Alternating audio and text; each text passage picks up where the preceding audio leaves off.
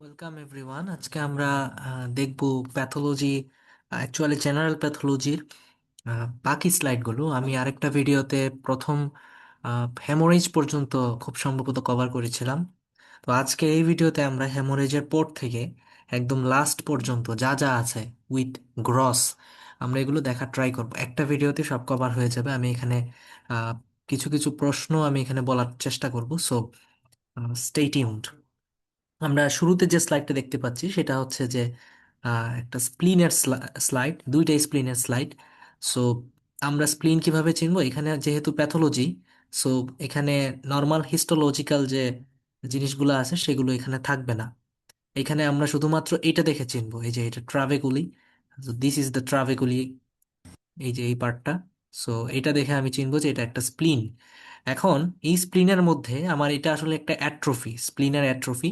মানে হচ্ছে অ্যাট্রফি জিনিসটা হলো যে নর্মাল অবস্থা থেকে জিনিসটা ছোট হয়ে যাওয়া, শ্রিঙ্কেজ হয়ে যাওয়া, এটা হলো অ্যাট্রফি।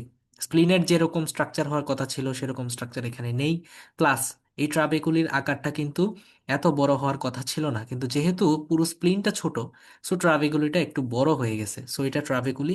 এখানে দেখা যাচ্ছে যে নো লিম্ফোসাইট এমটি, এখানে কোনো লিম্ফোসাইট নেই। নর্মালি এখানে লিম্ফোসাইট গুলা থাকে। সো এইটা হলো যে স্প্লিনার অ্যাট্রফি। এইখানে লম্বা ট্রাফিকগুলি আছে বড়। So atrophy of স্প্লিন। আমরা পরেরটা হলো যে একটা লাংসের স্লাইড দেখতে পাচ্ছি। কিভাবে বুঝলাম বিষয়টা হলো যে এই জিনিসগুলা দেখে, এই যে আমি যদি একটু মার্ক করি এখানে, একটু বড় করে দেই, এই যে এখানে ফুলের মতো একটা স্ট্রাকচার দেখা যাচ্ছে, রাইট? এখানে আমি যদি আঁকাই, এই যে, সো এগুলা হচ্ছে এলভিওলাস। এলভিওলাসে ব্রঙ্কাস, ব্রঙ্কিওল সবগুলা এখানে এরকম করে ছোট ছোট করে দেখা যাচ্ছে। এই যে এই পাশে যদি দেখাই তাহলে এই যে এই ডিস্টিংগুইশেবল পার্টটা দেখে আমি বুঝতে পারছি যে ব্রঙ্কাস গুলা, ব্রঙ্কিওল গুলা, ছোট ছোট অ্যালভিওল গুলা, অ্যালভিওলি গুলা। সো এই পার্টগুলো হচ্ছে দেখে আমি বুঝবো যে এটা লাংসের স্লাইড। এখন এখানে লাংসের তেমন আর কোনো স্ট্রাকচার এখানে দেখা যাচ্ছে না। এখানে হলো যে আমি এটা হচ্ছে নর্মালি একটা মেটাপ্লাসিয়ার স্লাইড। সো মেটাপ্লাসিক ভাবে বুঝবো, আমি যদি নর্মাল হিস্টোলজিক্যাল স্লাইড দেখি তাহলে দেখবো যে এলভিওলাস গুলা এত বেশি না। এই যে এখানে কিন্তু এত বেশি ফুলের মতো স্ট্রাকচার হওয়ার কথা না, এখানে অনেক বেশি হয়ে গেছে। যদিও ঘোলা যদি আর একটু ক্লিন হতো আর একটু ভালো হতো। এখানে পুরোপুরি অনেকগুলো স্ট্রাকচার এরকম পরিষ্কার করে এরকম বোঝা যাবে যে অনেকগুলা ফুলের মতো স্ট্রাকচার। সো এখানে কিন্তু মেটাপ্লাসিয়া হবে। এমনি প্লাসিয়া মানে নাম্বার বেড়ে যাচ্ছে, আর মেটাপ্লাসিয়া মানে এটা হচ্ছে কি নর্মালি একটা একটা স্টেজে চলে যাচ্ছে এটা। সো এটা হচ্ছে মেটাপ্লাসিয়া অফ লাংস। মুছে দিই। ওকে, আমরা পরের স্লাইডে যাই। পরের স্লাইডে এটা হলো যে হাইপারপ্লাসিয়া মানে কি, মানে হচ্ছে সেলের নাম্বার বেড়ে যাবে। এখানে এটা একটা ইউটেরাসের স্লাইড। এই যে স্টার শেপ জিনিসটা আছে এটা দেখে ইউটেরাস বোঝা যায় এটা। সো ইউটেরাসের মধ্যে এখানে গ্ল্যান্ড গুলা কিন্তু অনেক বেশি, এগুলা কিন্তু এত বেশি থাকার কথা না। এই যে ছোট ছোট গোল গোল, এর মধ্যে অনেক বেশি গ্ল্যান্ড। সো ইউটেরাইন গ্ল্যান্ড গুলা প্রলিফারেশন হয়েছে এবং এখানে ইউটেরাইন সেল গুলা অনেক বেশি। এই কারণে আমরা এটা বলতেছি যে ইউটেরাইন হাইপারপ্লাসিয়া। নর্মালি এখানে হ্যামোরেজ আছে, বাট এখানে হ্যামোরেজ তেমন বোঝা যাচ্ছে না। হ্যামোরেজ থাকে, তারপর এন্ডোমেট্রিয়াল গ্ল্যান্ড গুলা অনেক বেশি থাকবে, এটাই হচ্ছে মেইন ডিস্টিংগুইশেবল পয়েন্ট। তারপরেরটা হলো যে ইউটেরাইন অ্যাডেনোকার্সিনোমা মানে একটা ক্যান্সার। সো এখানে ইউটেরাসের যে শিফট ফুলটা দেখা যাচ্ছে না, বাট এখানে আমি আগেরটার চাইতে এখানে কিভাবে ডিস্টিংগুইশেবল করব, এখানে হচ্ছে যে গ্ল্যান্ডগুলো দেখা যাচ্ছে, গ্ল্যান্ডের মধ্যে কোনো সিক্রেশন টাইপের কিছু নাই, মানে গ্ল্যান্ডগুলার ভেতরে ফাঁকা। বাট এখানের ক্ষেত্রে আমি দেখবো যে গ্ল্যান্ডগুলার মধ্যে কিছু কিছু আছে, এই যে এই জিনিসগুলো কিছু আছে। সো গ্ল্যান্ড সিক্রেশন আছে এখানে, অ্যান্ড এটা অনেক বেশি প্রলিফারেটেড। সো এটা হলো যে ইউটেরাইন অ্যাডেনোকার্সিনোমা। এই পাশে দেখা যাচ্ছে গ্ল্যান্ডের মধ্যে ছোট্ট একটা ফোঁটা। সো এগুলো হচ্ছে ইউটেরাইন অ্যাডেনোকার্সিনোমা। এটা হলো স্কিনের এটা মেলানোমা, কারণ মেলানোসাইট আছে। সো এটা আমরা এভাবে মনে রাখতাম যে মেলানোসাইটের মধ্যে এই যে এই পার্টটা, এটা হলো যেটা haemorrhagic part, dark brown colour. এটা এই পুরাটা যেগুলো ডার্ক ব্রাউন কালার সেগুলো হচ্ছে মেলানোসাইট। কারণ এগুলো হচ্ছে মেলানো সাইট, যেহেতু তার মানে এরা মেলানিন প্রোডাকশন করে, যেটা স্কিনের কালারের জন্য রেসপন্সিবল। এবং এই কালারগুলোর জন্য হচ্ছে কালো সাদা এরকম কালার হয়। সো মেলানিনের মধ্যে মেলানিন যেটা থাকে ম্যাক্রোফেজের মধ্যে, যে মেলানিনটা থাকে সেটাকে বলে মেলানোফোর। এটা ভাইবার জন্য অনেক ইম্পর্টেন্ট। মেলানোফোর থাকে এবং মেলানোসাইটগুলো কিভাবে কি করে, এবং এটা আসলে আহ, একটা মেলানোফোর এবং মেলানোসাইটকে ডিস্টিংগুইশেবল করার জন্য একটা টেস্ট আছে। টেস্টটার নাম হচ্ছে ডোপা টেস্ট। এটা দিয়ে আমি বুঝতে পারবো যে মেলানোসাইটগুলা এখানে আসলেই কি মেলানোসাইট আছে নাকি মেলানোফোর আছে? মেলানোফোর কিন্তু মেলানোসাইট প্রোডাকশন করে না, so melanophore cannot produce melanin, but melanocyte can produce melanin. So এই টেস্টটা আমরা, ডোপা টেস্ট দিয়ে আমরা বুঝতে পারি যে কোনটা মেলানোসাইট কোনটা মেলানোফোর। এই যে এখানে অনেকগুলো ছোট ছোট ব্রাউন কালার দাগ দেখা যাচ্ছে, সো এগুলো হচ্ছে মেলানোসাইট। এবং এখানে এই যে প্রেজেন্স অফ কনজেশন, মানে এই পার্টটা হচ্ছে কনজেশন পার্ট। সো এটা দেখে আমি বুঝবো যে এটা হলো স্কিন মেলানোমা, মানে স্কিনের ক্যান্সার, মেলানিনের জন্য ক্যান্সার এটা। এটা হচ্ছে স্কিন মেলানোমা। এখানে কিন্তু অনেক বেশি মেলানোমা, মেলানোসাইট আছে, এত বেশি মেলানোসাইট থাকার প্রয়োজন নাই। হুম। ওকে, পরেরটাতে যাই। পরেরটা একটা হচ্ছে এটা গ্রস, তো এটা হলো যে স্কিন ফাইব্রোসার্কোমা, মানে এই পার্টটা অনেক বেশি বড় হয়ে গেছে, এই যে এই পার্টটা অনেক বেশি বড়, সো এটা হলো ফাইব্রোসার্কোমা। এখানে এই যে এই জিনিসগুলা ফাইব্রাস পার্ট গুলা অনেক বেশি প্রলিফারেটেড। সো এই যে presence of large mass under the skin, loss of hair, presence of ulceration, এই যে এইগুলা, এই জিনিসগুলো হচ্ছে ফাইব্রোসার্কোমা। নর্মালি এই বড় পার্টটা দেখেই বোঝা যায়। পরে হলো কিডনি কম্পেনসেটরি হাইপারট্রফি, মানে একটা কিডনি নষ্ট হয়ে গেছে আর একটা কিডনি ওই কিডনির কাজ করতে যে বড় হয়ে গেছে, so this is called compensatory hypertrophy. এখানে আসলে এই দুইটা কিডনি দেয়া আছে, দুইটা কিডনির মধ্যে এই যে একটা মানে অনেক বড় আর কি, যে one kidney is greatly enlarged and another is normal এখানে। পরেরটা হচ্ছে আমরা মনে রাখতে হবে এভাবে, যদি খাঁজ কাটা থাকে মানে বোভাইন কিডনি থাকে, সেটা হচ্ছে কিডনি লিম্ফোমা।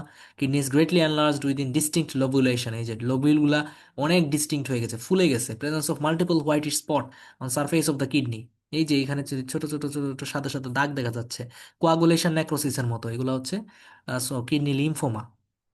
এখানে বানানটা ভুল আছে, পিএইচ হবে। তারপর হচ্ছে লাংসের ডিস্ট্রফিক ক্যালসিফিকেশন, এটার সাথে অনেক সময় হচ্ছে কেজিয়াস নেক্রোসিসের একটা অনেক বড় সমস্যা দেখা দেয়। তো কেজিয়াস নেক্রোসিসেও এরকম কিন্তু গ্রেনোলোমা দেখা যায়, এই যে গোল একটা স্ট্রাকচার, এগুলো কিন্তু গ্রেনোলোমা, বাট এটা হচ্ছে ডিস্ট্রফিক ক্যালসিফিকেশন।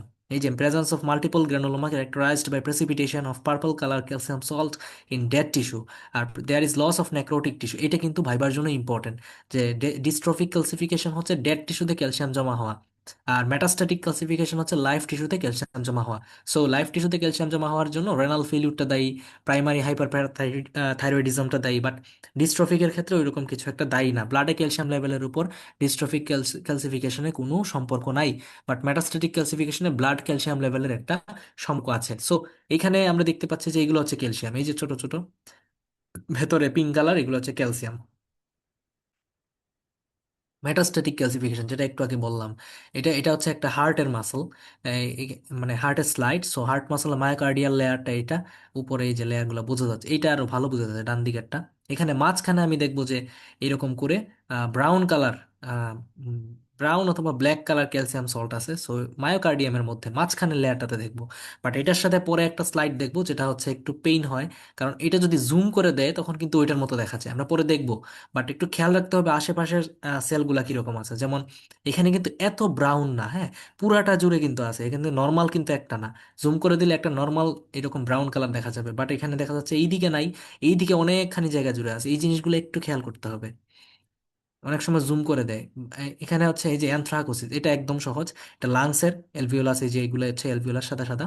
এবং অ্যানথ্রাকোসিস মানে হচ্ছে কার্বন পার্টিকেল জমা হওয়া, হ্যাঁ, লাংসের মধ্যে। বাট উইদাউট কার্বন পার্টিকেল, যদি অন্য কোনো পার্টিকেল জমা হয় সেটাকে বলে নিউমোকনিওসিস। এই যে অ্যানথ্রাকোসিস কালো কালো, এগুলো হচ্ছে কার্বন পার্টিকেল।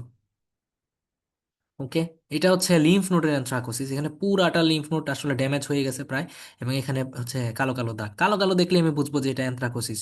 এখন আমাকে ডিস্টিংগুইশ করতে হবে দুইটা, লাংসের না হলে লিম্ফ নোডের। লাংসের তো আমি গোল গোল দেখতেই পারবো, বাট লিম্ফ নোডের ক্ষেত্রে এরকম গোল দেখবো না, কালো কালো দেখবো, সুতরাং এটা হচ্ছে অ্যানথ্রাকোসিস অফ লিম্ফ নোড।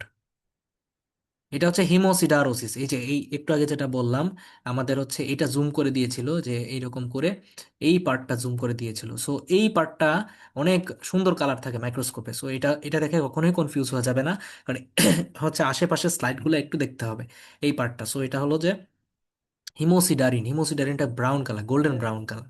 এই যে ডান দিকে স্লাইডটা আছে, এই যে ডান দিকে, এটা এই এতটুকু জুম করে দেয়, এতটুকু। সো এটা হলো গোল্ডেন ব্রাউন কালার লিম্ফ নোডে।